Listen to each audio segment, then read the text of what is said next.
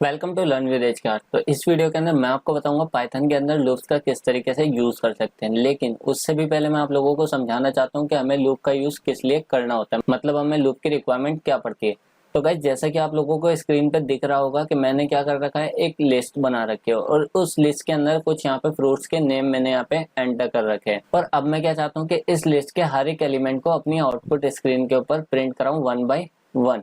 तो उसके लिए हम क्या कर सकते हैं, प्रिंट स्टेटमेंट का यूज करेंगे। फिर उसके बाद अपनी लिस्ट का नाम लिखेंगे। लिस्ट का नाम लिखने के बाद हम क्या करेंगे, स्क्वायर ब्रैकेट लगा देंगे।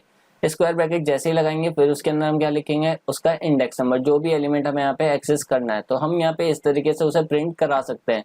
इसी तरीके से अगर हमारे पास 5 एलिमेंट होते हैं तो हमें यहाँ पे 5 का इंडेक्स नंबर टाइप करके उसे प्रिंट फंक्शन के अंदर एंटर करना पड़ेगा। और उसके बाद इसे सेव करके हमें क्या करना पड़ेगा, रन करना पड़ेगा। तो रन करने के बाद हमारे सारे एलिमेंट यहाँ पे ये प्रिंट होके आ जाएंगे। लेकिन दिक्कत यहाँ पर यह है कि अगर हमारी लिस्ट के अंदर 1000 एलिमेंट होते हैं तो हमें क्या करना पड़ेगा, 1000 बार प्रिंट स्टेटमेंट लिखनी पड़ेगी। फिर उसके अंदर 1000 बार अपनी लिस्ट का नाम लिखना पड़ेगा।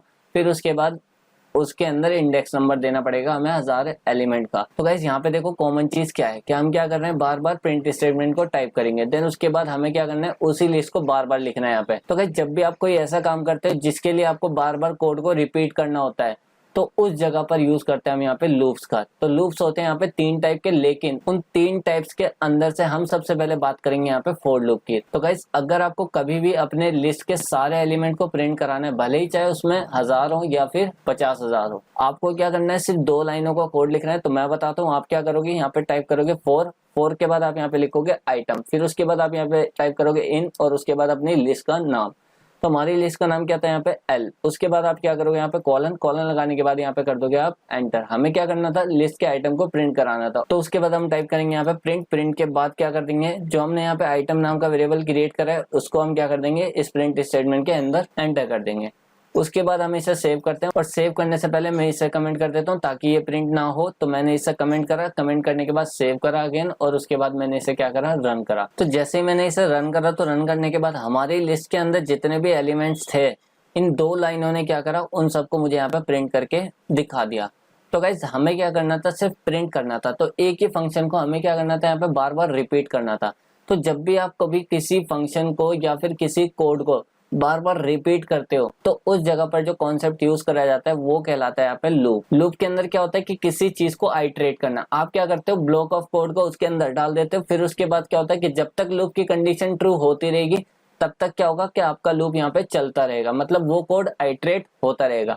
अब मैं आपको बताता हूँ ये जो फोर लूप है ये किस तरीके से वर्क कर रहा है। तो गाइस, सबसे पहले हमने क्या कर रखा था, इसके अंदर एक लिस्ट क्रिएट कर रखी थी और उसके अंदर हमने यहाँ पे 5 एलिमेंट्स एंटर करा रखे थे। फोर लूप का यूज करने के लिए आप यहाँ पे टाइप करते हो फोर के बाद आप यहाँ पे कोई भी एक वेरिएबल का नाम लिख सकते हो। तो मैंने यहाँ पे टाइप करा आइटम। आप यहाँ पे ABCD कुछ भी रख सकते हो। उसके बाद आप यहाँ पे टाइप करते हो इन, उसके बाद यहाँ पे अपनी लिस्ट। तो गाइस, मैं आपको बताता हूँ इसका मतलब क्या है कि आइटम इन लिस्ट का मतलब यहाँ पे सिंपल सा है कि लिस्ट के अंदर जितने भी आइटम है वो एक एक करके इस आइटम नाम के वेरिएबल के अंदर आइटरेट होंगे, मतलब इसके अंदर ट्रांसफर होंगे। तो देखिएगा, जब हमने फॉर लूप को स्टार्ट करा तो लिस्ट के अंदर से फर्स्ट एलिमेंट उठ के किस में आ गया, आइटम नाम के वेरिएबल के अंदर आ गया। फिर उस एलिमेंट को हमने क्या कर दिया, यहाँ पे प्रिंट करा दिया। फिर उसके बाद दोबारा गए, दोबारा जाने के बाद क्या हुआ, हमारी लिस्ट के अंदर से सेकंड एलिमेंट इसके अंदर आ गया, मतलब एप्पल आ गया। अब एप्पल आइटम के अंदर आया तो हमने प्रिंट किसको कराया, एप्पल को। फिर उसके बाद ये प्रोसेस तब तक चलता रहेगा जब तक आपकी लिस्ट के एलिमेंट खत्म नहीं हो जाते। और मैं आपको ये बता के बिल्कुल भी बोर नहीं करूंगा कि आप फॉर लूप को टपल के साथ भी यूज कर सकते हो। बस आपको क्या करना होगा, इसे लिस्ट से कन्वर्ट करना होगा, किसके अंदर, टपल के अंदर। और मैंने यहाँ पे कन्वर्ट कर दिया है। और उसके बाद मैंने इसे सेव किया। सेव करने के बाद मैंने इसे यहाँ पे क्या कर दिया, रन कर दिया। तो गाइस देखो, यहाँ पे हमने टपल के साथ भी फॉर लूप को यूज कर लिया। और इसके बाद मैं क्या करता हूँ, यहाँ पे इसे वापसी लिस्ट के अंदर कन्वर्ट करता हूँ। तो मैंने यहाँ पे अगेन स्क्वायर ब्रैकेट लगा दी। तो इधर भी मैं क्या करता हूँ, स्क्वायर ब्रैकेट को लगा देता हूँ। और उसके बाद मैं क्या करता हूँ, यहाँ पे लिस्ट के अंदर एक और लिस्ट क्रिएट कर देता हूँ, जिसके लिए मैंने यहाँ पे एक और स्क्वायर ब्रैकेट लगाया और यहाँ पे अगेन स्क्वायर ब्रैकेट लगाया। और उसके बाद मैं क्या कर दूंगा, यहाँ पे इस फ्रूट के प्राइस भी एंटर कर दूंगा। तो मैंने यहाँ पे प्राइस डाले बनाने के 40। और उसके बाद यहाँ पे एप्पल के लिए भी एक लिस्ट क्रिएट करता हूँ मैं यहाँ पे। तो मैंने यहाँ पे स्क्वायर ब्रैकेट लगाया और कॉमा लगाया और इसका भी प्राइस डाल दिया मैंने 30। और ऐसे ही मैंगो, और इसका भी ब्रैकेट क्लोज करा, कॉमा लगाया। कॉमा लगाने के बाद प्राइस डाला मैंने इसका 50। और ये तो कोई फ्रूट है ही नहीं, तो मैं इसे क्या करता हूँ, यहाँ पे डिलीट कर देता हूँ। यहाँ पे सेव करता हूँ। सेव करने के बाद रन करके दिखाता हूँ मैं आपको। और जैसे ही मैंने इसे रन करा तो रन करने के बाद हमारे पास यहाँ पे पूरी की पूरी लिस्ट यहाँ पे आइटरेट होके आ गई। क्योंकि क्या हुआ कि लिस्ट के अंदर फर्स्ट एलिमेंट कौन सा था, ये पहली लिस्ट थी। तो इसने पूरी लिस्ट को उठा के आइटम के अंदर डाला और इस आइटम को हमने क्या कर दिया, यहाँ पे प्रिंट करा दिया, मतलब अपनी पहली लिस्ट को हमने यहाँ पे प्रिंट करा दिया। लेकिन मैं यहाँ पे इस तरीके से नहीं चाहता, मुझे यहाँ पे लिस्ट प्रिंट नहीं करानी, मैं क्या चाहता हूँ कि लिस्ट के अंदर के एलिमेंट को प्रिंट कराना। तो उसके लिए आप यहाँ पे क्या करोगे, कॉमा लगाओगे, कॉमा लगाने के बाद आप यहाँ पे एक और वेरिएबल का नाम एंटर करोगे। तो मैंने डाल दिया यहाँ पे प्राइस, आप यहाँ पे कुछ भी रख सकते हो। उसके बाद अब मैं अगर यहाँ पे सेव करके इसे रन करता हूँ, तो रन करने के बाद देखना गाइस, यहाँ पे हमारे पास खाली फ्रूट्स के नेम प्रिंट हुए, लेकिन अभी भी यहाँ पे प्राइस प्रिंट नहीं हुए, क्योंकि जब हमारे पास यहाँ पे सिंगल वेरिएबल था तो क्या हो रहा था कि इसके अंदर पूरी की पूरी लिस्ट यहाँ पे प्रिंट हो रही थी। लेकिन अब हमने क्या कर दिया, इस लिस्ट को अनपैक्ड कर दिया कि लिस्ट का फर्स्ट आइटम तो जाएगा आइटम के अंदर और सेकंड आइटम जाएगा यहाँ पे प्राइस के अंदर। और हमने क्या कर रखा है, यहाँ पे फर्स्ट आइटम को तो प्रिंट करा रखा है, लेकिन सेकंड आइटम को प्रिंट नहीं करा रखा।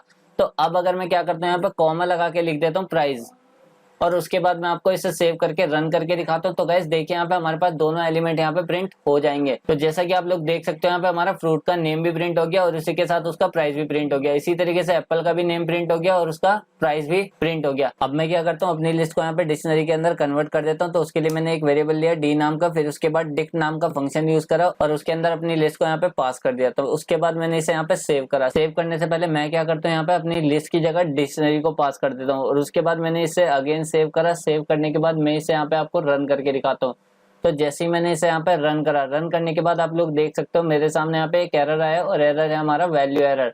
क्योंकि गाइस कभी भी अगर आप यहाँ पे डिक्शनरी को इस तरीके से अनपैक्ट करते हो तो ये आपको एक एरर दे देता है। लेकिन अगर आप क्या करते हो, डिक्शनरी के आगे डॉट लगा के और यहाँ पे इसका एक मेथड अप्लाई कर देते हो आइटम, और उसके बाद आप यहाँ पे पैरेंथेसिस लगा देते हो और उसके बाद सेव करते हो। सेव करने के बाद हमने इसे यहाँ पे रन करा। तो रन करने के बाद आप लोग देख सकते हो यहाँ पे हमारा नॉर्मल जैसे हमने लिस्ट के अंदर प्रिंट कराए थे अपने आइटम्स को, इसी तरीके से हमारे सारे आइटम यहाँ पे प्रिंट हो चुके हैं। तो गाइज मेरा यहाँ पे लिस्ट को डिक्शनरी के अंदर कन्वर्ट करने का सिर्फ एक ही मतलब था, मैं आपको यहाँ पे ये बताना चाहता था कि अगर आप डिक्शनरी के अंदर इस तरीके से की और वैल्यू को अनपैक करना चाहते हो तो आपको यहाँ पे डॉट आइटम वाला मेथड यूज करना पड़ता है। तो अब मैं आपको बताता हूँ कि आप फॉर लूप के अंदर इफ स्टेटमेंट का यूज किस तरीके से कर सकते हो। उसके लिए मैं आपको एक कंडीशन देता हूँ कि हमारी जो डिक्शनरी है उसके अंदर से वही सारे एलिमेंट प्रिंट होने चाहिए जिसका प्राइस यहाँ पे 40 से ज्यादा है। तो गाइस दोबारा बताता हूँ, हमारी डिक्शनरी के अंदर से वही एलिमेंट प्रिंट होने चाहिए जिसका प्राइस यहाँ पे 40 से ज्यादा है। तो उसके लिए आप यहाँ पे टाइप करोगे इफ के बाद आप यहाँ पे लिखोगे प्राइस, और प्राइस लिखने के बाद आप क्या करोगे, यहाँ पे ग्रेटर देन, और उसके बाद आप यहाँ पे कितने से ज्यादा है वो टाइप कर दोगे।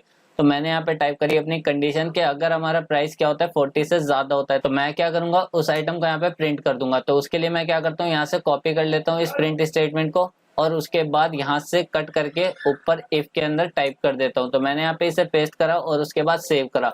सेव करने के बाद मैंने इसे यहाँ पे रन कर दिया। तो रन करने के बाद आप देख सकते हो मेरे पास यहाँ पे खाली एक ही एलिमेंट प्रिंट हुआ। क्यों? क्योंकि इसी का प्राइस 40 से ज्यादा था। और गाइस यहाँ पे नोट करने वाली बात यह है कि इसने 40 वाले प्राइस को भी नहीं लिया। क्यों? क्योंकि हमने यहाँ पे कंडीशन दी थी प्राइस ग्रेटर देन 40। अब अगर मैं क्या करता हूँ, यहाँ पे इज इक्वल टू भी लगा देता हूँ और उसके बाद इसे सेव करता हूँ। तो सेव करने के बाद यहाँ पे देखो इसने 40 वाले को भी प्रिंट करा दिया। तो जब भी आप ग्रेटर देन और इक्वल टू लगाते हो तो उसका मतलब ये होता है कि या तो उससे ज्यादा या फिर उसके बराबर। आई होप कि आपको लूप क्लियर हो गए होंगे और आपको फॉर लूप का यूज करना भी आ गया होगा। इसी के साथ मैं यहाँ पे वीडियो को स्टॉप करता हूँ, लेकिन उससे पहले एक रिक्वेस्ट है कि अगर आपको वीडियो अच्छी लगे तो उसे लाइक करें, कमेंट करें और अपने दोस्तों के साथ शेयर जरूर करें। Okay guys, bye bye, thank you.